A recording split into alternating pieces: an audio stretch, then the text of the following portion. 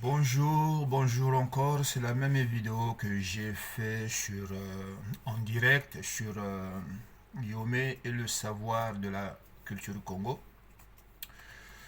Bon, après l'avoir fait, on m'a appelé. Oui, mais tu le traites de menteur. Tu pouvais pas choisir une autre qualificative plus appropriée. Quelqu'un qui vole, c'est un voleur.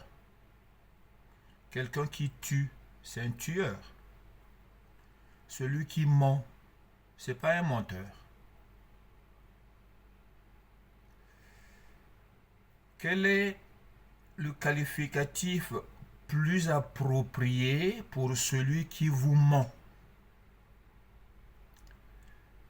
Surtout que cette personne insulte les autres. C'est un insulteur. Donc, insulteur et menteur. N'est-ce pas?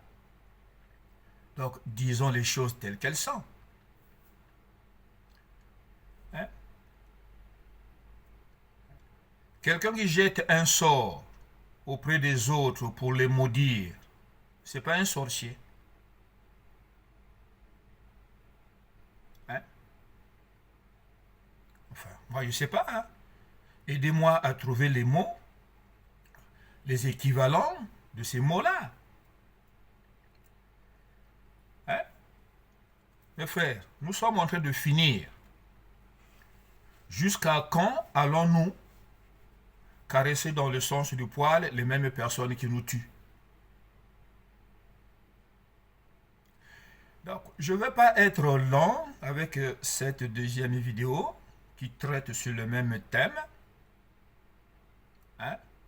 Le plagiat sur la tradition spirituelle africaine. Plagiat sur la tradition africaine. Un plagiat sur la tradition spirituelle africaine. Ce thème a été lancé par notre cher Omotunde National.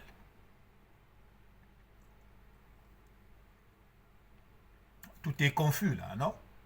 Et comme nous sommes dans la confusion, ben, on fait plus attention. On est plus accroché à sa façon de parler que de s'accrocher à l'écoute.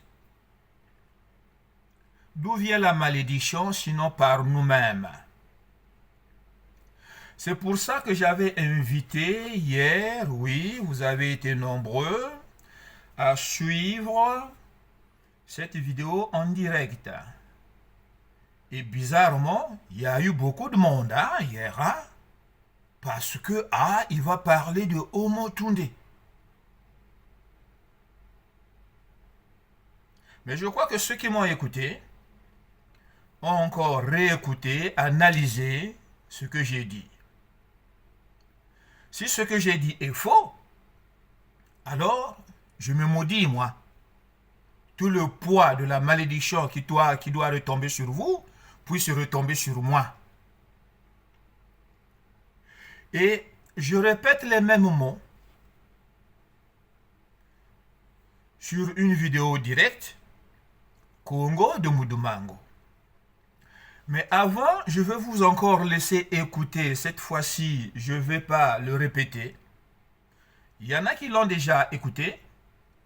Il y en a, non, il y en a qui l'ont déjà suivi. Est-ce qu'ils ont écouté? Non, ils ont suivi. Voilà. Sans tarder. Toc. De retour sur le plateau de la tranche info, place maintenant à l'échange et au débat dans notre jeudi anthropologie avec notre expert des humanités classiques africaines, Nusere Kalala Omotunde. Bonsoir, monsieur Omotunde. Bonsoir, et je dis bonsoir vraiment à tous les téléspectateurs. Alors ce soir, on a une petite thématique quand même assez épineuse, à savoir rectifier quelques éléments de l'histoire à propos du christianisme. Oui, totalement, parce que c'est important. Aujourd'hui, on a un champ de réflexion qui s'est ouvert, c'est-à-dire que petit à petit, les gens commencent à quitter les œillères et à revenir à des pensées beaucoup plus saines, beaucoup plus harmonieuses. C'est important de revenir sur la façon dont le christianisme s'est constitué, tout tout simplement en plagiant la théologie africaine. D'ailleurs, c'est pour ça que j'ai ramené mon ouvrage, le tome 3, Cosmogénèse Kamite, le mystère des divinités africaines transmuées en saints chrétiens. Parce que il est quand même important de comprendre que la mascarade doit prendre fin. Le christianisme est une immense mascarade. D'accord? Alors, il faut savoir que nous sommes, nous, dans la tradition kamite, des personnes respectueuses des cultures de tout le monde. Et c'est pour cela qu'on ne cherche pas à imposer notre culture aux autres. Vous voyez, l'Afrique n'a jamais été convertir notre peuple à sa divinité ou à ses ancêtres divins. Il faut se fixer des limites à ce niveau-là, et ces limites ont été franchies avec le colonialisme. La chose maintenant, c'est que certains se sont érigés en maîtres à penser. Des maîtres à penser, je dirais la divinité, des maîtres à penser la théosophie. Chose qui est extraordinaire, c'est que le casse de la bibliothèque d'Alexandrie devait normalement avoir porté ses fruits, parce que l'avoir brûlé une fois, deux fois, trois fois, donc les papyrus qui contenaient, notamment les papyrus de théologie, qui ont servi à beaucoup de peuples pour élaborer leurs textes, des gens qui n'avaient même pas l'écriture dans l'Antiquité. Et chose particulière, parce qu'il faut quand même savoir que c'est l'Afrique noire qui a mis au point la technologie de l'écriture. Qu'est-ce que l'écriture? C'est le fait de conserver sur un support le son de la langue parlée. Parce que nettoyer votre... Bon, ça a bugué, vous voyez. Chaque fois, je rencontre des problèmes comme ça. Je voulais encore que vous suivez un peu plus loin, là où il va séparer les pictogrammes de l'écriture. Il prononce plus le mot hiéroglyphe. Voilà, donc là, vous venez ensemble avec moi d'écouter la contradiction de notre Omotunde national. Contradiction qui échappe à ses adeptes atteints de la confusion. Donc juste cette première partie. Le reste, vous allez suivre, parce que là encore, j'ai des problèmes ces derniers temps d'Internet. Il remet en doute l'authenticité du christianisme, sans préciser de quel christianisme il s'agit. Il parle de la théologie africaine, plagiée. Il parle de l'origine de l'écriture, mais en disant qu'il n'y avait pas de l'écriture en Mésopotamie. Il n'y avait que des pictogrammes. Mais l'origine de l'écriture, n'est-ce pas les pictogrammes? Ce type parle bien français. Mais pourtant, il maîtrise mal la langue. Donc, atteint de la confusion. Voyez? Du fait qu'il s'est fait des adeptes, il devient un maître, érigé aussi en maître penseur. Pourquoi c'est seulement les autres qui se sont érigés en maître penseur? Ce qu'il fait, c'est quoi? Lui aussi, il ne s'est pas érigé en maître penseur? Puisqu'il vient de le dire. Ils ont mis un concept en place pour raisonner les autres, faire sortir les autres de leurs œillères. Mais ces autres-là, ceux qui étaient chrétiens, voyez-vous, qui reviennent selon lui à la raison. Mais de quel christianisme? Voyez? Donc, il s'est fait maître. Mais, avec ses adeptes, le maître ne peut que donner ce qu'il a. La confusion. Commençons par les gens qu'on vient de citer là, qui sont atteints des œillères. On répète encore qui sont ces gens-là. Ce sont les chrétiens. Mais de quel christianisme? Il ne le dit pas. Pour lui, être chrétien est synonyme de cheval guidé ou dirigé avec les oreilles. Ça veut dire ça. Donc, il critique de façon péjorative. Hein?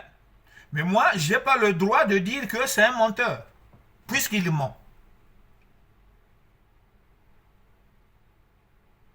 Ah! Atabinomoko. Or, lui, il est incapable de faire la différence entre chrétien du mouvement antique et le chrétien du catholicisme, récupérateur de la religion égyptienne. Vous voyez? Cette différence, il ne la fait pas un fait voulu, c'est-à-dire exprès, ou par ignorance. L'un ou l'autre, il est grillé. Il est grillé. Vous voyez? Je dirais que ce christianisme qui se constitue en plagiat, le christianisme dont il parle, qui s'est constitué en plagiat,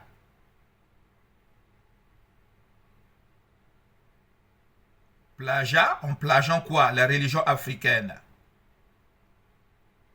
Pourquoi il ne le précise pas, il ne donne pas la précision sur ce type de christianisme? Quel est le christianisme qui a plagié? Il n'a pas la maîtrise sur la chose. Vous voyez la chose? Comme il dit, vous voyez la chose? Hein? Est-ce que vous voyez la chose? Saurait-il remplacer, ensuite on continue là, saurait-il remplacer le nom africain par l'original avant la montée des Romains?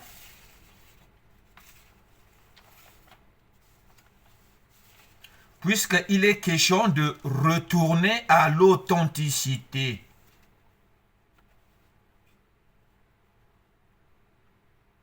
Là, il arrive, il se présente, il fait la pub de son livre qui parle de la religion africaine. Quelle est cette religion africaine qui n'a pas pu tenir devant le jugement du Créateur en 1513 avant notre ère?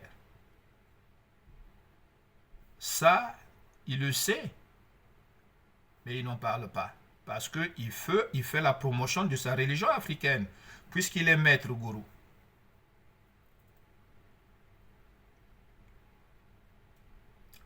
Prêcher pour sa paroisse, c'est bien. Mais aider les semblables de sortir de l'ignorance, c'est encore mieux. Il parle de la mascarade qui doit prendre fin. Oui, mais quelle mascarade? Quelle mascarade? Celle du christianisme romain qui a photocopié l'image religieuse de l'Égypte pharaonique, ce qu'il ne dit pas. Donc, en effet, finir avec le mensonge moderne pour repartir dans le mensonge antique, mis en place par nos ancêtres, les Congos. C'est ça qu'ils n'osent pas dire. Vous voyez, à ce moment-là, l'être devenu africain ne sortira jamais de sa galère.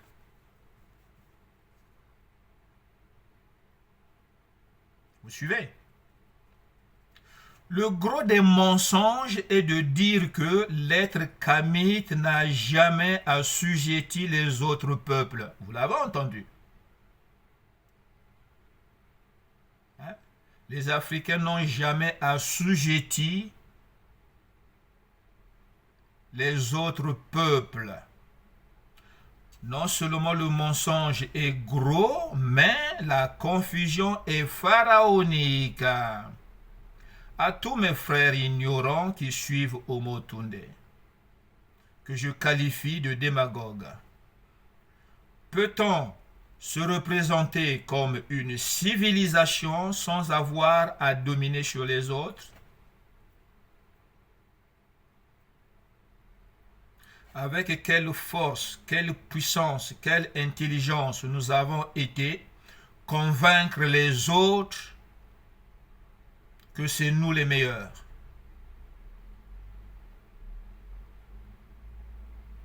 Ça s'est fait, oui, ça s'est fait à partir du moment où nous sommes montés en puissance civilisatrice Qu'est-ce que la civilisation? Qu'est-ce que la civilisation?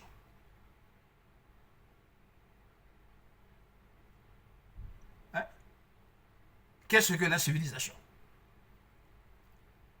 L'Égypte pharaonique, une des dernières têtes civilisatrices, une des dernières puissances mondiales,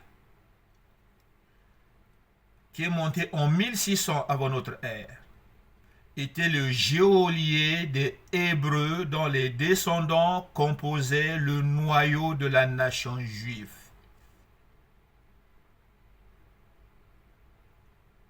Voyez? L'Égypte pharaonique était le geôlier d'un peuple qualifié de Hébreu, dont les descendants deviendront des Juifs. Mais le nom hébreu leur a été attribué par qui? La puissance égyptienne qui s'étendait jusqu'en Palestine. Les Cananéens, ceux qui sont devenus Phéniciens. Tout ça, tous ces peuples-là étaient des Congos, étaient sous la culture Congo. Oui. Hein? Abraham, de là où il sortait, il n'était pas hébreu. Il sortait, c'était un sémite sumérien.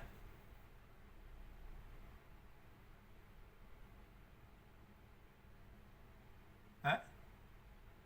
Mais il arrive en Palestine, il est qualifié de hébreu.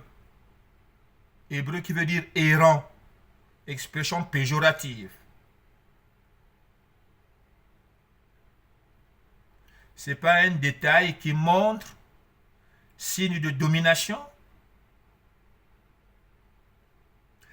Carthage, dont on ne parle pas, colonisateur des peuples de la Méditerranée côté Europe, vont surnommer un des peuples reconnus aujourd'hui comme portugais, mais le nom portugais vient de Mputulukeso, expression Congo. Même Mputulukeso, les pauvres.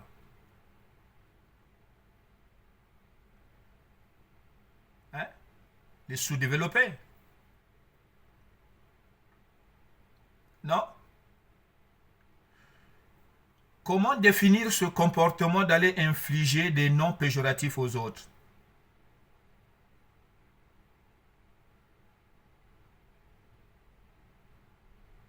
Les Mputulukeso étaient les enfants descendants de Tarsi, peuple de Tarsi, qui deviennent aujourd'hui des Portugais. Mais Portugais, c'est un nom bien embelli, qui a pour racine Mputulukeso, c'est-à-dire les peuples pauvres, les peuples assujettis. Tout ça, ça a été fait avec la fleur au bout de la flèche.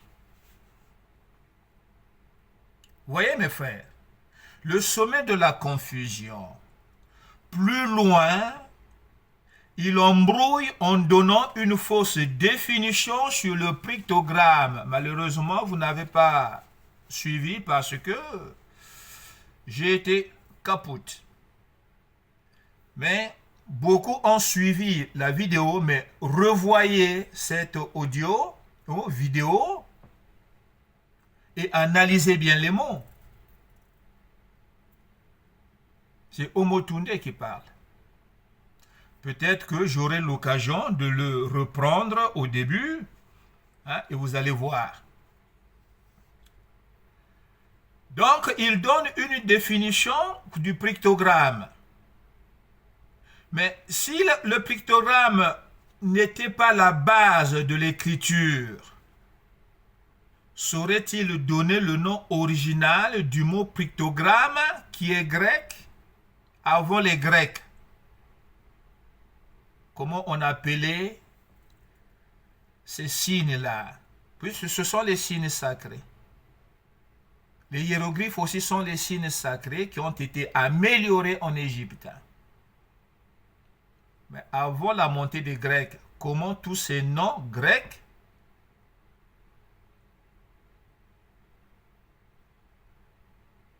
comment ces signes étaient appelés dans la langue Congo, puisque c'est le Congo dont il s'agit, mes frères. On n'en parle pas. Pourquoi? Aucun chercheur, aucun historien africain n'a défini le Congo de façon propre.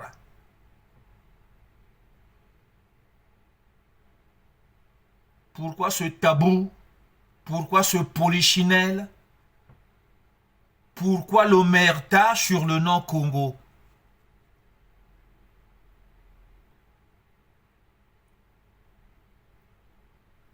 Hein? Oui. Maintenant, en parlant de notre cher enseignant Omotunde, de tout ça, de toute cette confusion, nous embrouiller sur les mots, c'est comme un chien qui cherche à mordre sa propre queue. Mais ce n'est pas un jeu. Quand un chien cherche à mordre sa queue, le maître doit dire ce chien-là, c'est la folie. Il faut déjà l'abattre. Oui. Seulement, Moana Musundi aujourd'hui qui trouve les confusions, les contradictions, les incohérences dans les propos de Motunde, déjà hier, mais ce qui m'a poussé de faire une vidéo là-dessus, c'est parce que lui-même, quand je fais des commentaires, lui-même ne réagit pas. Ce sont les adeptes, comme un maître qui envoie les chats. Moi, je n'ai pas affaire à ces adeptes. C'est avec lui. Je dis, bon, je vais faire une vidéo parce que trop, c'est trop. Trop, c'est maintenant plus que trop. Vous voyez? Et les adeptes trouvent que le fou, c'est moi. Vous voyez? Je répète, à vouloir toujours mentir ses frères, un jour sortira un courageux qui viendra te dire stop.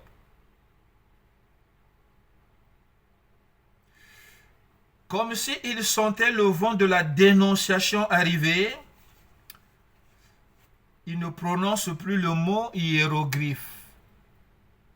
Il emploie maintenant le mot écriture. Pourquoi? Je vous le dirai.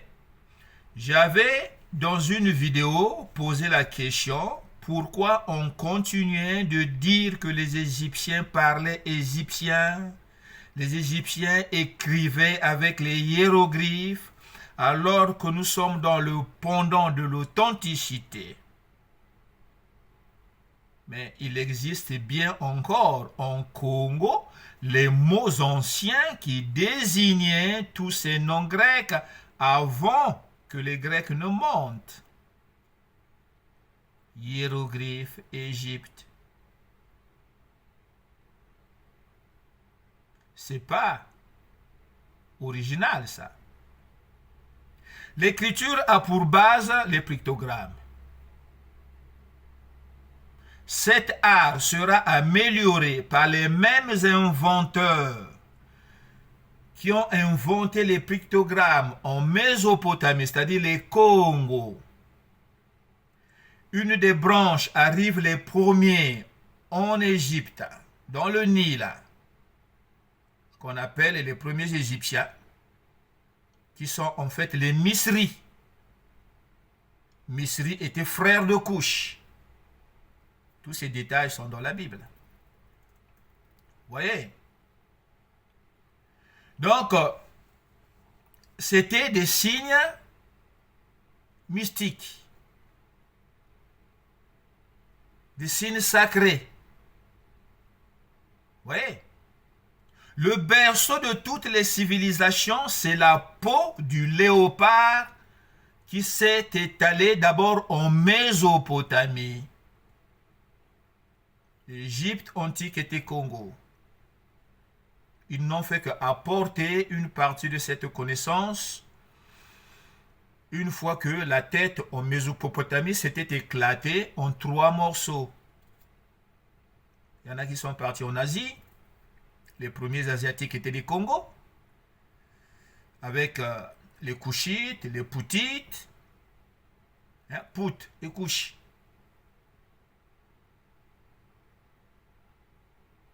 Ils ont traversé le détroit de Bering jusque dans les Amériques. Les Incas, les Mayas, les Aztèques.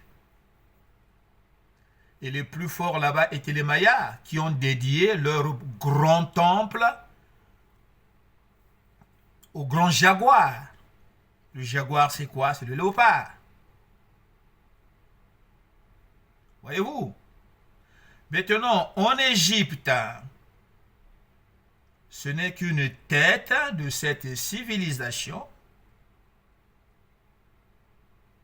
une puissance qui tombera en 1513 avant notre ère. L'Égypte antique fut dominée, déclassée par l'Égypte pharaonique. Et l'Égypte pharaonique tombera en 1513 avant notre ère avec l'histoire de Moïse. Donc, tout ça, votre père Omotunde vous ment comme un pasteur. Donc, Omotunde, s'il ment comme un pasteur, c'est un démagogue. Rien que le titre de sa vidéo qui a attiré ma curiosité, la spiritualité ou la tradition de la spiritualité africaine plagiée par les chrétiens.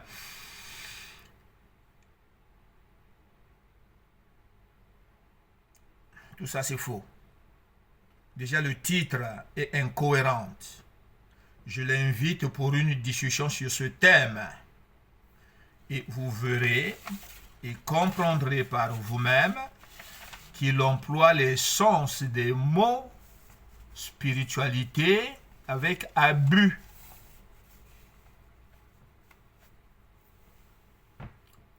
La spiritualité africaine, la spiritualité asiatique, la spiritualité européenne, non.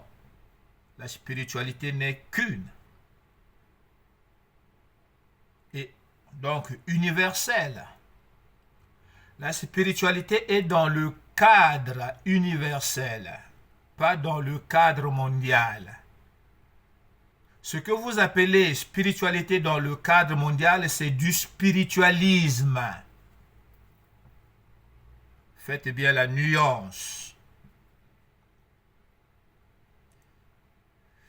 Les concepteurs du monde sont les Congos. Ça, on ne veut pas en parler. Mais les Congos sont les premiers à plagier, à faire du plagiat dans le concept universel.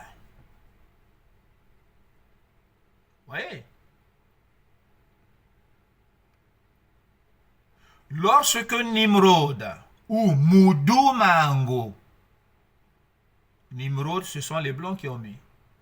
Mais nous, les Congos, on disait Moudou Mango.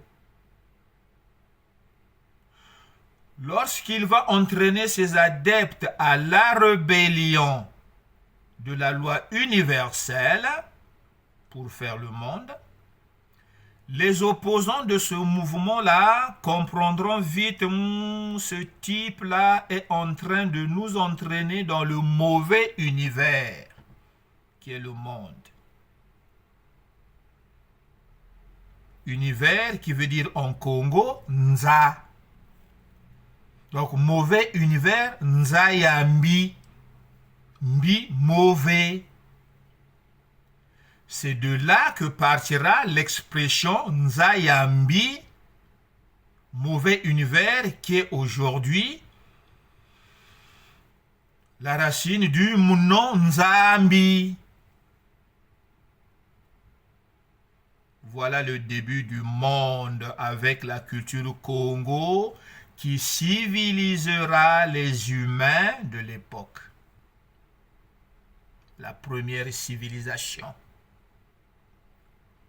Le monde est un plagiat de l'univers par les rebelles qui feront la culture Congo. Voyez, même notre père Anta Diop, dans un document vidéo dans lequel il déclare retrouver le buste du premier roi de la terre, buste sans nom retrouvé en Égypte. Un détail faussé. Qu'est-ce qui prouve qu'il s'agit du premier roi? Si c'était vraiment le premier roi de la terre, son buste n'allait pas être retrouvé en Égypte. Non. Vous qui aimez les preuves, vous n'avez pas la sagesse de vérifier l'authenticité des preuves qu'on vous apporte. On vous met plein les yeux. On vous apporte des preuves falsifiées. Mais pour moi, la meilleure preuve, c'est faire preuve de logique. Bien analysée, dans le sens de la logique. Vous allez vous rendre compte, là, il n'y a pas de vérité là. Mais comme nous baignons tous dans la confusion, aujourd'hui, la logique aussi est modifiée. La logique devient comme la spiritualité à plusieurs visages. Mais vous ne pouvez pas être sur le chemin de la spiritualité si vous n'avez pas la vertu de la logique. La logique n'est pas facultative. La logique est une vertu qui permet à l'être humain de pouvoir raisonner. Et comme aujourd'hui on ne raisonne plus, on devient quoi? Des insensés. Mais un insensé, c'est quoi? C'est un fou. Le monde est fou. Le monde est fou, fou, fou, voyez-vous. Le monde est fou, fou, fou, voyez-vous. Hein? La logique est une arme de discernement. Loin de faire un procès sur le mort, au sujet du premier roi de la terre, Anta Diop avait menti. Ce buste ne pouvait pas se retrouver en Égypte. Donc lui-même le dira qu'il est nécessaire de tenir compte des écrits bibliques. C'est une base non négligeable pour les recherches ou pour faciliter les recherches de nos origines, notre historicité, détail Congo dans la Bible. C'est ce que je dis toujours. Voyez-vous? Donc, si Anta Diop avait suivi son propre conseil de considérer la Bible, il allait trouver non pas les traces du premier roi de la terre, mais aussi, surtout, le vrai nom propre de ce roi Nimrod Mudumango. Nimrod Mudumango, de son vrai nom, Sinéar. Ce nom est mentionné dans la Bible. Par qui? Par Moïse. Moïse connaissait l'histoire Congo. Il a baigné dedans. Il a été initié dans toute la science occulte du Congo. Donc, il connaissait, il savait qui était le premier roi de la terre, Sinéar. Sauf que les traducteurs de ces écrits de Moïse ont tenté d'effacer les détails Congo, mais en vain. Preuve que ce livre, la Bible, est un livre qui vient d'une puissance au-dessus de la puissance au Congo.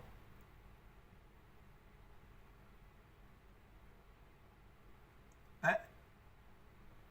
Le plagiat à ce niveau-là n'y est pas. Ce que les Congos ont fait avec la force mythologique, il y a certaines parties que Dieu a voulu rétablir de façon réelle. Regardez par exemple, Omotunde a dit, le jour où j'ai été payé 50 € pour le voir, qu'est-ce qu'il avait dit? L'idéologie, la façon de voir la vie après la mort n'est pas un concept chrétien. C'est vrai. Sur ça, il a dit vrai, mais de façon irraisonnable. C'est pour dire que il tombe dans ses propres contradictions. En voulant accuser les autres, lui-même il se dénonce, il se dévoile. Parce que la vie après la mort, c'est de la mythologie. Et les premiers chrétiens sont sortis de cette mythologie.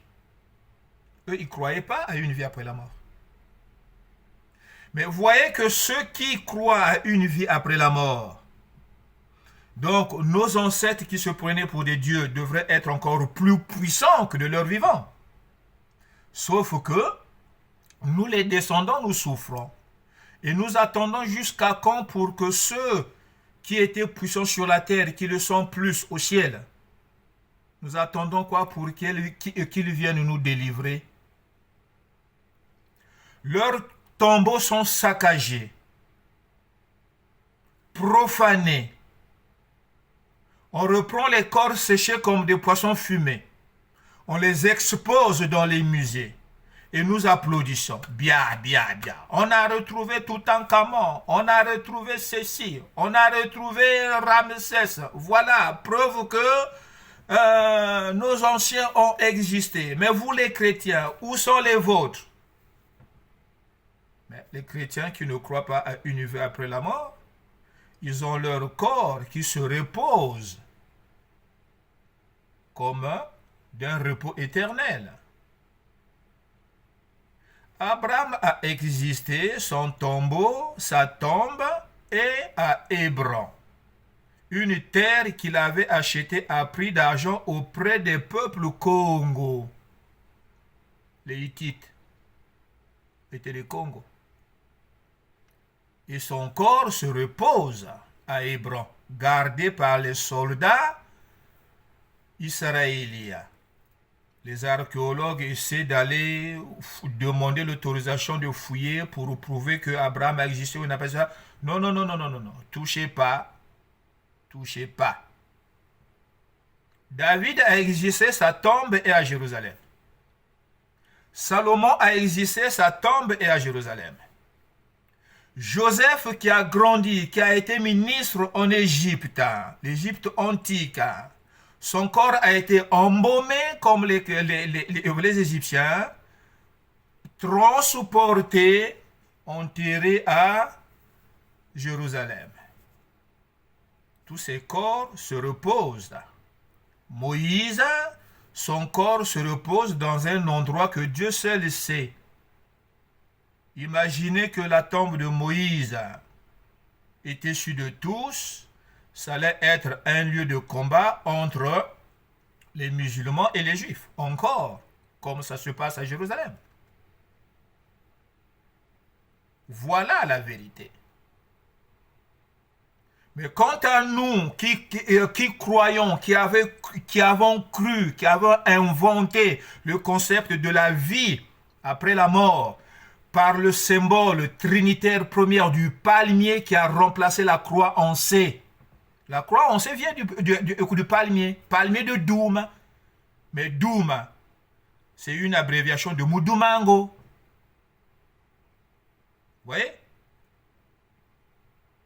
Et nous, une fois morts, séchés comme les poissons fumés,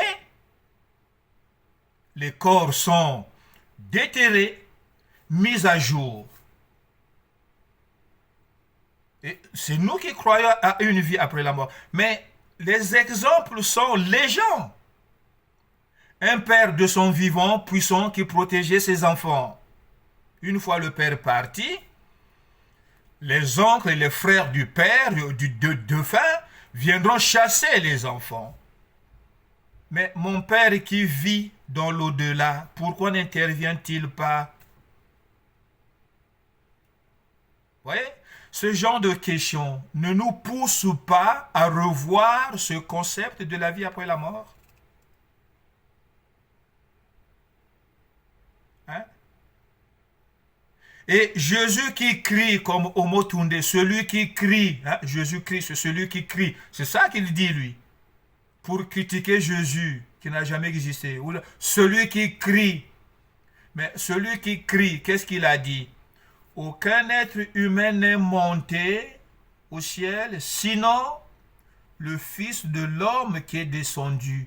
Donc il n'y a pas eu croisement entre ceux qui sont morts qui montent et l'ange qui se matérialise en chair pour descendre. Il n'y a pas eu croisement, hein?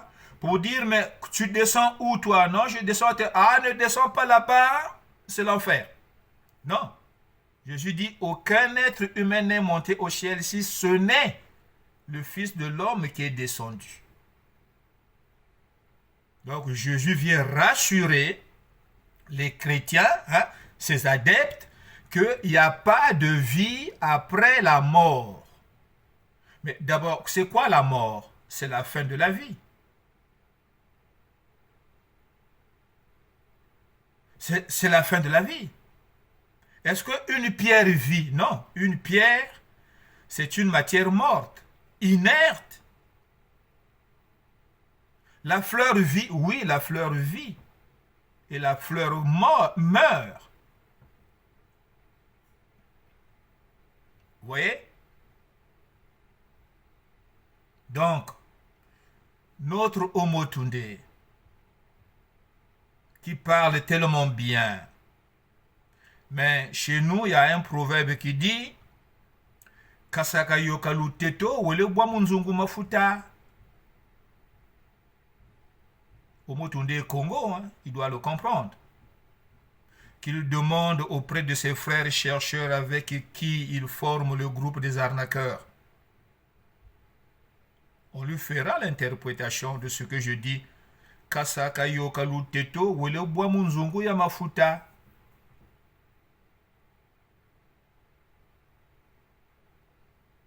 Voilà, moi Namusundi, je m'arrête là. Je ne mets pas au défi, j'aime pas mettre au défi les gens, mais j'invite Omotunde d'arrêter d'abrutir nos frères, ses frères. Voilà. Quel est son programme vis-à-vis de ses frères? Il n'y a que lui qui sait. Mais à l'heure où nous sommes en train de tomber comme des mouches, avec les corona, les AVC, les quoi là, et lui, au lieu de nous ouvrir les yeux, il nous abrutit encore. Sa connaissance, c'est de la mythologie. La mythologie, c'est le mensonge. Et la mythologie est née avec le concept du monde en opposition avec le concept universel. Voilà mon commentaire, ma vision sur la vidéo qu'il a fait, plagiat sur la tradition spirituelle africaine. Déjà le titre ambigu. Qu'est-ce que la spiritualité, monsieur Omotunde?